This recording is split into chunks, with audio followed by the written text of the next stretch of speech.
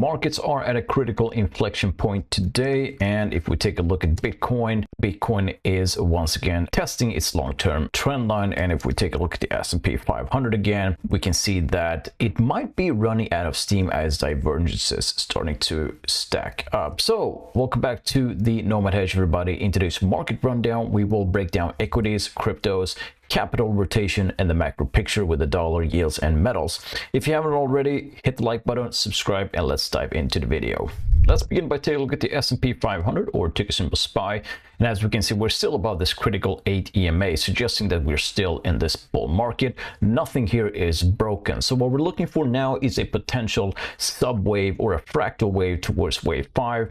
Or what this could be, basically, this candle here looks also to be a throwover, which could be a wave B before the decline happens. So we could have ended wave 5 here, and then basically this would be an A right there, and then we have a B, and that could set the stage for the correction to begin right here. However, we did break above to new highs on Friday, but we also closed lower. So that's why we're a little bit cautious here, but we're still above that 8 EMA, which is critical, and that suggests that the bull market is still intact. So if we take a look at the RSI divergences again, so this suggests that we are actually concluding wave 5 and that we've hit wave 3, but it's that little bit uncertainty where this wave 5 is going to end. But we're looking here for a potential subwave here, which is wave 1, and then wave 1, and then we could see something along the line of this. So that's a huge possibility. We're still open for wave 5 to extend here, and basically, we're going to find out a lot next week. So keep an eye on this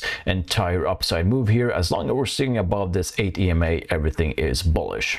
Moving on to a weekly chart, we can see that we're still above this critical 8 EMA even on the weekly. Now, if we take a look at some of the indicators here, we can begin to see some slowdown in momentum. We have the MACD right here, and this one wants to flash a sell signal, so we're keeping an eye on that one. The money flow indicator is also showing signs of weakness.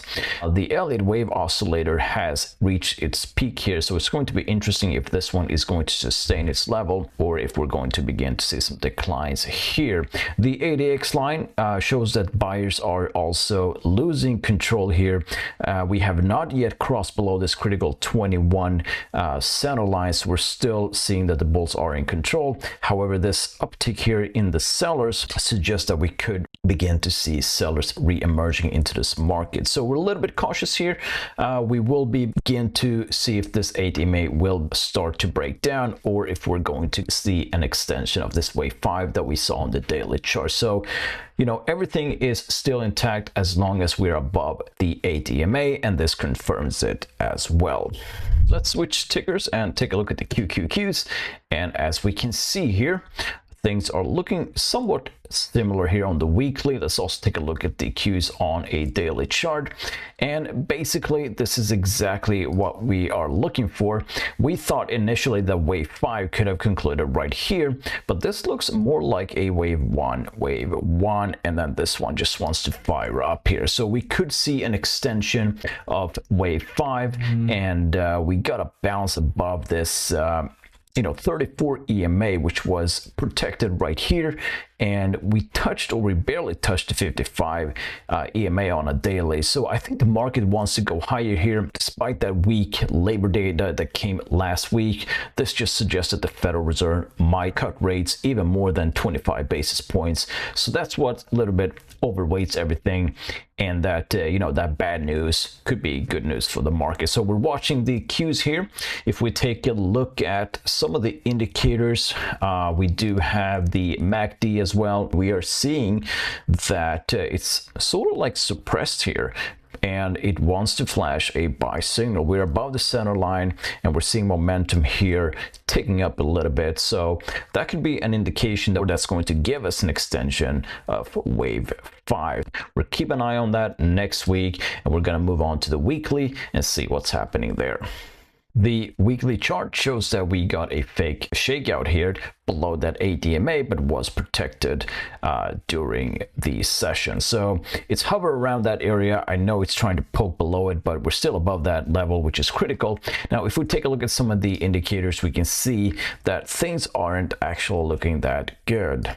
Now, on the weekly, we can see the momentum has been slowing down significantly here on the MACD. We are on an official sell signal here. The money flow is also ticking down. We've stalled here on the elite wave oscillator. The sellers are also losing control here. We are on a sell signal here for the ADX or DMI, and that could suggest now that the seller wants to take control. Now, everything could switch, obviously. So this price action we saw on a daily chart still suggests that we could get an extension of wave 5. However, the indicators here on the weekly chart could suggest also that we are going to see sellers re-emerge very, very soon. It's going to be very critical to monitor the markets next week, and we'll keep an eye on that. Let's move on to the crypto markets and take a look at Bitcoin.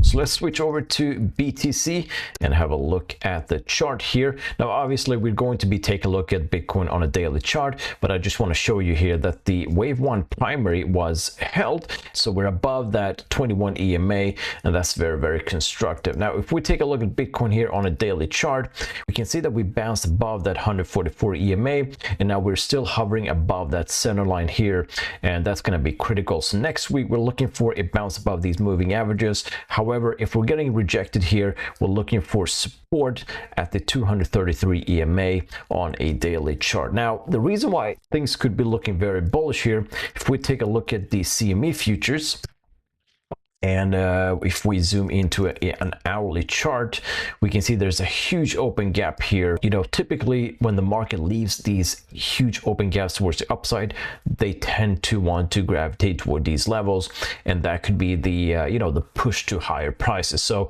this is the 233 EMA. We get the 144 EMA. We just need to get above that 144 and the 233, and that could signal that the market wants to go higher. So we're watching that very, very carefully. And if we take a look at some of the indicators here on a daily chart, the MACD is flashing a buy signal here. However, we're still up below that center line, but that could be an early buy signal. The money flow indicator has broken out, and that we can see here that we are seeing money flowing back to this market, and that we're also seeing an uptick here in the elite wave oscillator. The only thing that's looking bearish here is the ADX. The sellers are still hovering above that center line, so we want to see this one flip the green line above that 21 center line, and that could be a very strong buy signal. So everything is actually looking very constructive here for the market to move higher, and we will basically be looking if this horizontal line here will be held. And for that, we will be taking a look at Bitcoin here on a weekly chart and see how price action looks over there. Again, we are seeing that Bitcoin is hovering above this 21 EMA on the weekly chart. Now, if we take a look at some of the indicators here, you can see that we are flashing a sell signal here on the MACD, but the money flow indicator is pointing upward here. So that's a sign of bullish momentum. Now, if we take a look at the RSI, we can see that we're nowhere overbought here. So there's still room for potential growth here towards the upside, and that could give us more thrust here, bouncing above this center line right here. So the support here at the 21 EMA is going to be critical if we want to see this market going higher. We take a look at Bitcoin here on a monthly chart. We have been seeing this one many times, and I've highlighted this many times as well. We're still below this trend line here, and what this basically means is that if this resistance becomes realized, we could see a 30 to 40% correction for BTC before moving higher. Now, if we're breaking above this level here, this parabolic trend is going to continue, and that's going to be a massive upside move. But now it looks as if we want to move higher here, because again, the more often we test a trend line, the weaker it gets over time. So this is something we're watching very carefully, because once this thing breaks towards the upside, people are just going to chase this one. So if we get rejected, look for a potential 30 to 40% correction. So that's something to think about. Let's also take a look at Tether dominance versus Bitcoin dominance. And as we can see, we're seeing a potential support here at the POC line. And if this thing were to catch a bid very soon, that could officially end the crypto bull market we have seen since November of 2022. And so this one has an inverse relationship with Bitcoin and the broader crypto market. So that is why it's very important here that we're watching the Tether dominance versus Bitcoin dominance. Now, if we were to break this POC line here, the bull market will continue and we could see higher prices for BTC. That is why this is very critical to watch, and we're obviously going to keep you guys updated. So with that, let's also take a look at the DXY, or the US dollar futures. We have here the daily chart, and we can see we're still hovering above that 0.618 retracement level, and any upside move here will obviously be bearish for the markets. And so what I'm thinking here is that maybe the market is waiting for the Fed decision here on September 17, and that obviously could decide the direction for the US dollar. So wherever the dollar goes, that could obviously affect both the equity and the crypto markets. So we're watching this one carefully to see if the dollar might catch a bid right at these levels. Let's also take a look at the 10-year treasury as we have the 10-year futures here, and that on a daily chart we are seeing a flight to safety here. We are officially below this POC line here, and that means that people are heading towards the 10-year yield, and that's why we're also seeing IEF, or bonds, are catching a bid towards the upside. So these are moving inversely here. Now if we take a look at the weekly, we can see very carefully here that a potential target here could be the 100% extension, or if we're looking at the broader extension here, we could be seeing yields falling to that anchored VWAP or the 3.4 level. So the dollar is hovering very stable. The 10-year is maybe trying to catch up to where the dollar is.